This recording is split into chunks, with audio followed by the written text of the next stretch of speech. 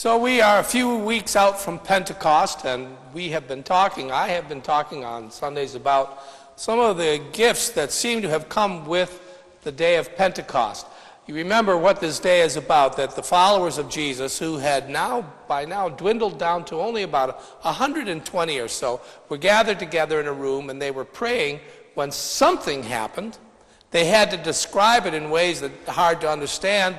They heard wind, but they didn't see wind. There was something they said was like bits of flame that danced around their heads. They don't know how to explain it other than that. They went out into the streets. They began to preach and talk about Jesus, and it seemed that everybody, no matter what their language was could understand them. And this was the day that we consider the beginning of the church, the first day that the church was what it was, when God's Spirit was given to all the believers in Jesus. And when that happened, some things came along with it. There seemed to be changes that happened almost immediately as this Spirit came to people. 2 weeks ago, I talked about one of the changes, which was they began to understand more clearly who Jesus was, what he was about, and what they were going to do about that. That was the first gift that came with it, was understanding. Last week, we talked about the gift of healing, that they seemed to find themselves with this ability to heal, this ability to touch other people and make them whole again. This week, the gift is much more dangerous than that. It's the gift of sharing. The gift of sharing. The scriptures tell us, and we read it this morning, that when the day of Pentecost came, there was a huge influx of people into the community of believers of Jesus. 3,000 people, they said, came in all at once. They all joined together, and they began to establish a communal life together. A communal life together where they all brought what they had, gave it to the apostles, who then distributed it to each other. And that was the first gift of sharing that is mentioned after Pentecost, this ability of them to live like this. Since then, there are several other mentions in the Bible too, and I want to go through and take a look at them. So we'll start with Karl Marx's favorite Bible verse. Everybody knows who Karl Marx is, right? You know, what's the word you think of when you think of Karl Marx? Communism. Communism. And what is the word that communism is based on? What's the basis of the word? Community, or common. But community is also from the word common. So it's this idea of community. Now we also, when we think of Karl Marx, we also tend to think of Soviet-style communism, which was a political system that we certainly don't want to emulate. The idea of communism, of everybody sharing and working together, as noble an idea that is, got quickly perverted by people who practiced it in many cases. But Karl Marx had something going for him, this idea that maybe human beings would be better off if everyone felt that they were working for the good of everyone, instead of each of us working for our own good. What if everybody practiced this? And Karl Marx would have loved this verse in the Bible if he ever got to it. Whether he ever read the Bible, I don't know. He was a scholar, he probably did. But he would have loved this verse in the Bible that we read today, that all the believers held everything in common. The very first, I'm going to say it, you may have heard this before, the very first Christians were communists. You got that, everybody? And they remained communists for quite a while. I just want to say that because that's the truth. Now, we're going to argue in our society over the next year and a half. Oh, are you ready for the political battle to begin? So, I was sitting by the fire by the lake the other night when the presidential first debate came on. And I decided, I think I'll just stay here by the fire, by the lake. And I mentioned that to a friend who said, doesn't matter, there'll be sparks flying either way. So, but we're going to talk a lot about the word socialism. And I just want you to keep in mind, socialism, meaning that the whole society shares what they have, is exactly where we were at the very beginning. Now, I'll come back to that in a little bit. Barnabas was a man outstanding in his field. And literally, he was out standing in his field when he decided to sell that field. And the Bible tells us that Barnabas brought the proceeds from his field and gave it to the apostles for the apostles to distribute to the community as it was needed. Barnabas is not his real name. His real name is Joseph. Barnabas is his nickname, and it means one who encourages. That's what they began to call him. As nicknames go, it's not a great nickname. One who encourages. Hey, one who encourages. But as a characterization, it's a beautiful thing. So Barnabas does this. Now, the reason Barnabas is mentioned is he becomes an important person in the first years of the church, a very important person. One of the things he does is this. There was a man named Paul, you remember Paul, who was a persecutor of the Christians. He wanted to get rid of them if he could, the followers of Jesus. And he had a dramatic conversion on a road out in the desert on his way to Damascus to find more Christians to drag to jail. He had a dramatic conversion, and he became a follower of Jesus, but nobody would let him in. They wouldn't let him into their circle. They wouldn't let him come in. Why not? Yeah, they figured he's coming to tell us that he's a believer so that he can get in, find out where we all are, and haul us off to jail, put us on trial. Maybe we lose our lives. So they didn't let him in. Barnabas was the first one who did. He was the one who recognized, I think he's serious about this change in his life, and let him come in. And Barnabas, besides having opened his heart to Paul, and besides having given what he had to others, Barnabas also then traveled with Paul around the world, and he and Paul were the first ones to take the message of Jesus to the nation of Greece, first ones to go into Europe. Now, speaking of that, well, let's go back to this one, yeah. The grim tale of Ananias and Sapphira. This is the next story that comes up. If you're reading your way through Acts, you're going to find this story. How many of you right now could tell me this story, what it is about? Oh, looks like it's a surprise for almost everybody. Okay, Mel, I'm glad you know. Ananias and Sapphira were two of the first early Christians. They were among the very first Christians. And they went and they also sold a field. They sold some of the property that they had. And they brought the money to the apostles to distribute. Most of the money. They kept some for themselves. Was there anything wrong with that? Do you think they should have kept some for themselves, or should they have given all of it? What was the rule? You're right. There was no rule.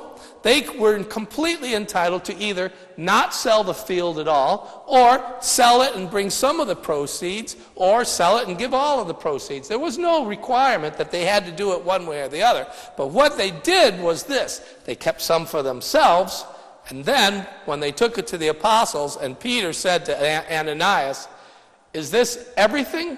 Did you give it all?" He said, "Yeah, I did." Now, why would he lie about that?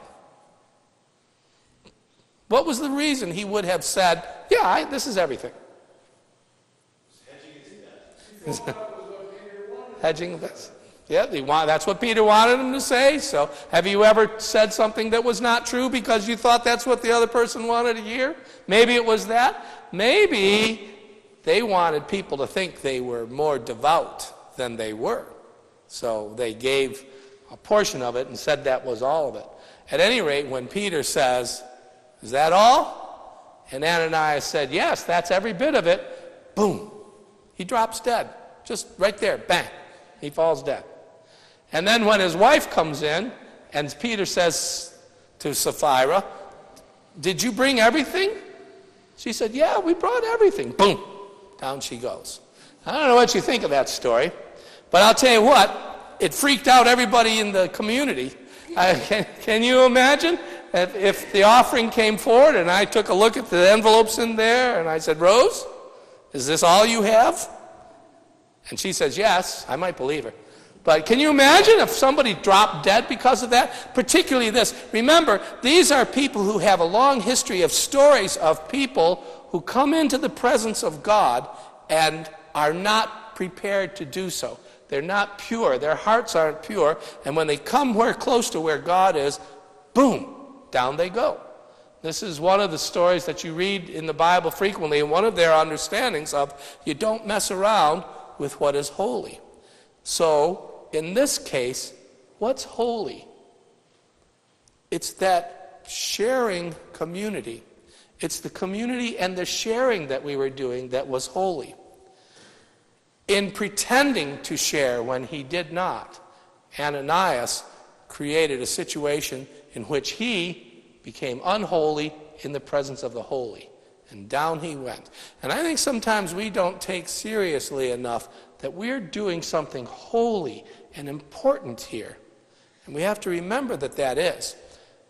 I don't want anybody to drop dead, so please, when you come to church, I'm not saying bring everything you have, but come with your heart ready to receive whatever it is that God gives. Maybe one of the things God will give us is a spirit of sharing. Greek Lives Matter was one of the very first movements in the Christian history. Now, to explain this, we have to understand that there were, among the early Christians, there were kind of two cultural expressions. There were people who were really deeply Hebrew. Their history goes back to the prophets and to Moses. And then there were people who were of Greek descent. Not Greek descent, but they were involved in what was considered the culture of the time.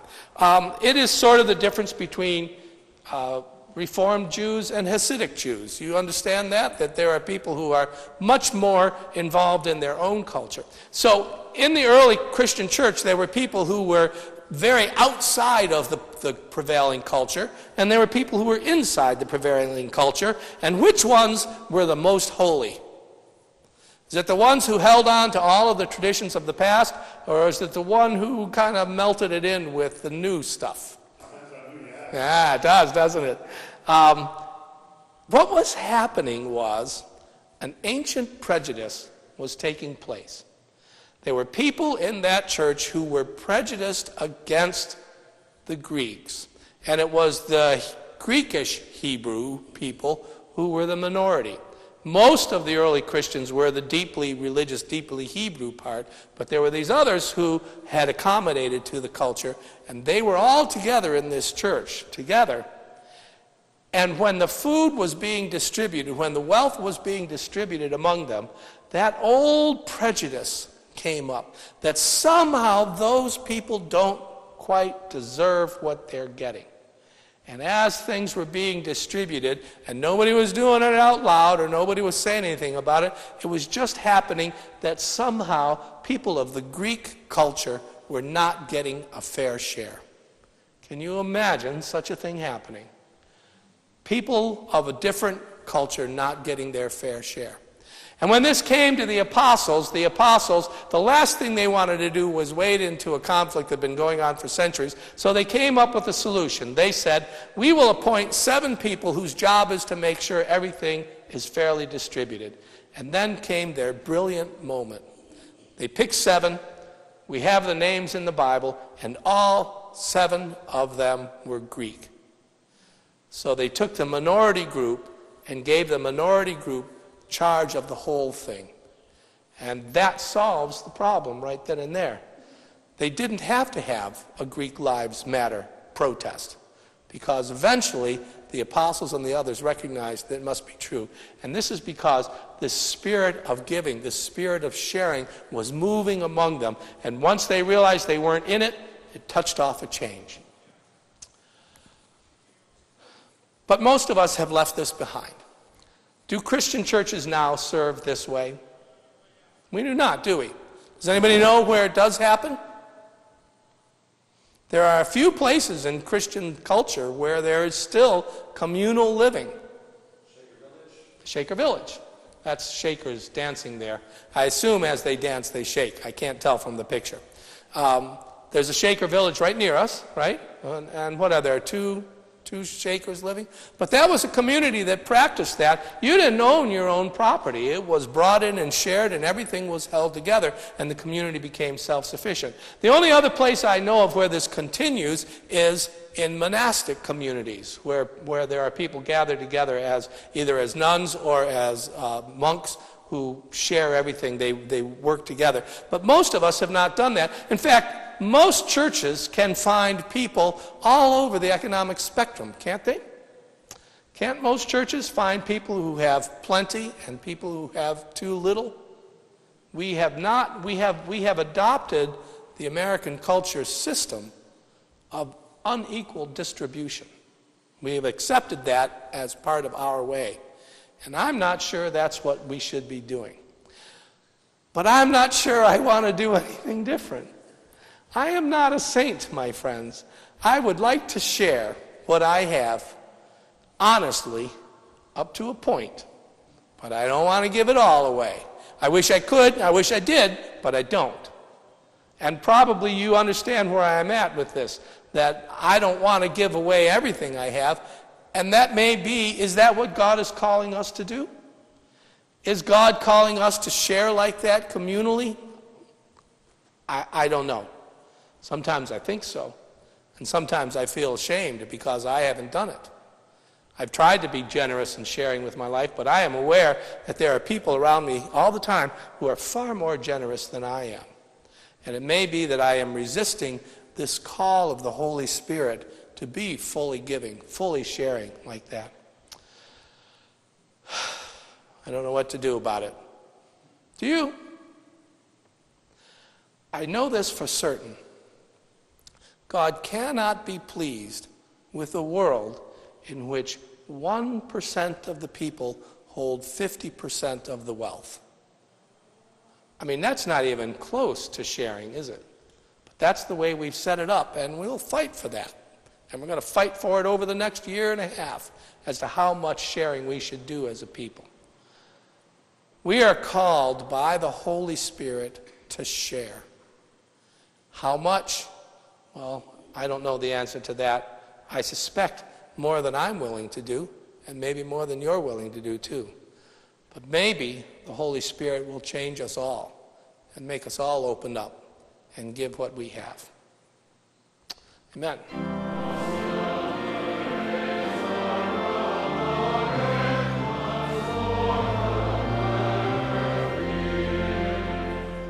You've been listening to a sermon by Reverend Stephen Carnahan, pastor of High Street Congregational Church in Auburn, Maine.